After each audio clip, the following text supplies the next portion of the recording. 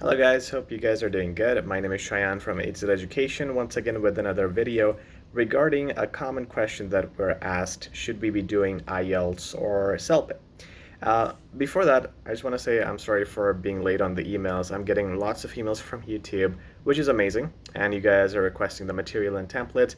I'm trying to make sure I don't delay any answers more than 3 days, but definitely thank you very much for all your responses, and I'll make sure to get back to each and every one of you individually.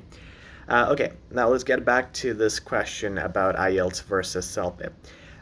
Here's the thing. First of all, if you are computer savvy, you can do either exam because with IELTS you have the paper-based option and you have the online version too. So with IELTS you can do either. With CELPIP you only have the online version. So that means you got to be a little computer savvy. Most people nowadays are, we're all used to computers, but if you're from the older generation, you're not too aware or used to computer technology, maybe you might have difficult time in navigating between screens. It's not much you have to do. In reading and listening, it's mostly multiple choice questions you want to answer. Then in writing, you type out your answer. In speaking, you don't have to press any button to record. The computer records everything for you, and you just have to speak into the headset. So you can do CELPIP, but even if you don't have too many computer skills, but if you're really just a novice at computing or anything online, go with IELTS. It's on paper, so it might be better for you. In either format of IELTS, whether you do the online version or the written version, you will still have the speaking face to face with the live examiner, with a real person, not a computer. So you can still have that benefit. Okay, so let's talk about this now a little. Speaking face to face. I personally feel that's more of a pressure, and examiners, there's some really good examiners, some really nice people who will talk to you, but a lot of examiners in speaking in IELTS will try to intimidate you. So they'll try to cut you off when you're talking, they'll try to make weird facial expressions just to make you nervous, and they mostly do this with the good candidates. Because if you're speaking really well, they'll try to challenge you. I don't know why they do this. I don't know if they're told to do this to make sure you get less marks or if they're just having fun, but they do this a lot. So especially if you're a good English speaker, watch out. They'll try to intimidate you and see how you do. Okay, so I personally prefer to speak to a computer because a computer won't do that, right? So I would go with CELPIP myself. But if you feel awkward talking to a computer, you can't record your answers, you think it's fake, you don't have the imagination, because sometimes in CELPIP you'll be asked to talk to a friend. So you would go like, "Hey Bob, how are you? I have a few suggestions."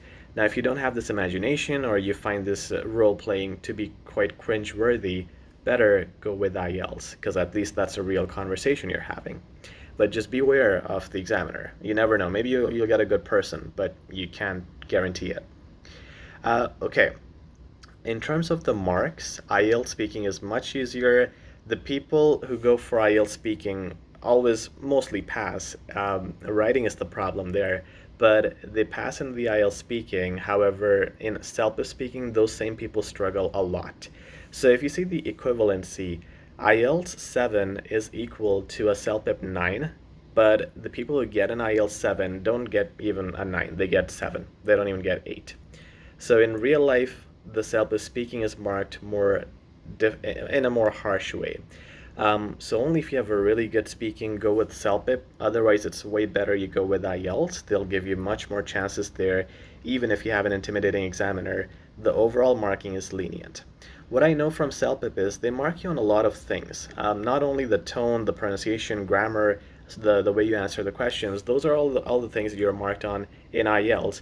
But in CELPIP, there is a mark for tone, which means you got to be very natural, very Canadian when you talk to when you do this speaking. For example, if you're talking to a friend in CELPIP, and you are saying, "Hey Bob, how are you? I'm so excited to see you." You see how robotic that sounds? Examiners want you to be natural, and you want to say, "Hey Bob, how are you? I am so excited to talk to you today." So you see there's emphasis, and if you don't have this, you will lose marks in CELPIP. So you really got to have a good game for CELPIP speaking. Let's go to the writing part. Writing in CELPIP is much easier, sorry. So if you are failing constantly in IELTS writing, you're one of those candidates who's stuck at 6.5 for months. There's lots of you guys. If you're one of them, you're not alone.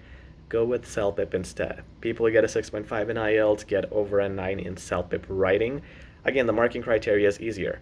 Okay, so there's a little evil on both sides. IELTS you'll fail in writing, CELPIP you'll fail in speaking if you don't have the skills. If you have the skills, you're good in either way. If you don't have the skills, you can take coaching with us. You can go online and look at the different tips. And for any coaching related questions, you can email me. Link is in the description. Or visit our website for more content, or our YouTube channel for more content if you just want to prepare yourselves. But you would need to tackle those evils in each exam.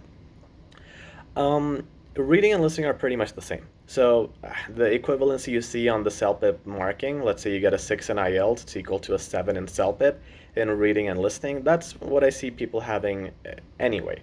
So yeah, formats are different, but the difficulty, the marking is the same. So I don't think you should ever think about reading or listening, but see what your strengths are. If your writing is good, you can deal with IELTS, go there. If your speaking is good, you can deal with CELPIP, and you should go with CELPIP. Right now, this is another side note, because of COVID, there's more availability for CELPIP exams. You can see them being booked like every day. So wherever you are, you can find more of those exams. IELTS, they're closing centers more. I don't know why. I mean, things are getting back to normal, but you will find it hard to do the IELTS exam. And in terms of the registration fee, both exams have pretty much the same price. The only difference now with venues, and don't listen to the rumors where people say, go to this venue, they give you better marks, that venue doesn't. Those are just rumors that doesn't really play out. Those things are, there's no evidence or proof that one examiner in a venue will give you more marks than the other. Don't believe that stuff, it's just hearsay. What you should see if you want to do a venue research is see the reviews of technology in venues. There have been times in CELPIP and IELTS when the computer has crashed and people mostly get the extra time, they get a refund, and they get another exam date. So they do try their best to make it work, but there have been times when people have lost their speaking time in the CELPIP speaking. The computer crashed and they never got a redo. They never got a chance to do it again. Same thing has happened in IELTS venues too. So make sure that if you see the reviews, make sure that people are not having tech issues there in that venue. I think that should be the only thing you should consider. Otherwise, venues don't matter much. Okay, I hope this video helps out. I hope you can make a better decision now on what exam you should give. And for any other questions and more tips and tricks, feel free to email me, subscribe to our channel, and turn on your notifications so you can get posted and notified with more content. Thank you very much, and have a good one, guys.